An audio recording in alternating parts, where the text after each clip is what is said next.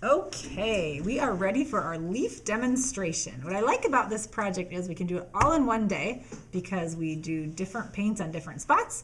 We want to get these leaves finished before they go off the trees. And most of you have probably done your typical make a leaf rubbing when you were little. And this is totally opposite because we make the leaf a color that we might not expect. Instead of having the leaves be the typical orange, yellow, green, purple, pretty things, we make the leaf white and change what we might expect. Why is this getting in the way? Stay back. So what I'm going to do is I'm going to paint the back of this leaf white. We want to do the side with the veins and just put a good layer of white paint over it. Once I have a layer of white over it, I'm going to find a spot on our black paper, and don't take the side that already you got paint on, but the other side, and just flip it anywhere you want. Stick it on there, and we're going to use our brayer here, if you haven't used this before, and just go over it a couple times. If some paint gets on the brayer, it's not the biggest deal in the world. We can wipe those things off. And pop it up. So instead of having our main colors be the leaf, our main colors are going to be around the leaf, and our leaf is going to be the contrast of the neutral colors, the black neutral color and the white neutral color.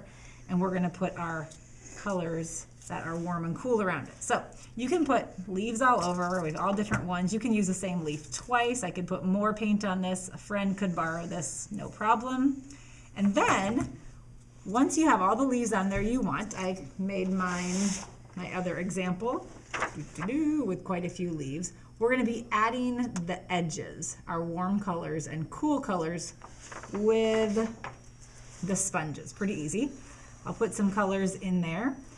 And what I want to do is just get enough paint on it just to start making my edging. And the idea is to dab it so it looks like it has some texture. We're not going to wipe because that just looks, well, like paintbrush strokes.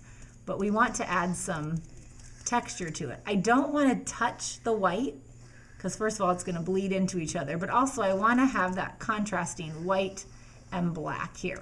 So once I have some edges here, I can go all the way to the edge of the black. I can get a lot of paint on, I can get a little paint on, whatever you think looks good. Just dab, dab, dab, dab, dab. I'm going to do one layer of your warm color, so your red, orange, yellow, and then you can either go edge around it with the cool color, or you can go right on top of it, which is what I'm going to do. And it just kind of mixes, or some over here. Kind of play around with how you think it looks good. If you want to wait till some of that dries and go on top of it, you could. If you want to mix it all together and make an interesting pattern with it, you can. But the idea is we're going to fill up our page with first the white leaves, and then the contrasting colors to go around it of warm and cool. It'll all be dried by the end of the day, and you can take it home next week. Have fun. Well, that was cool.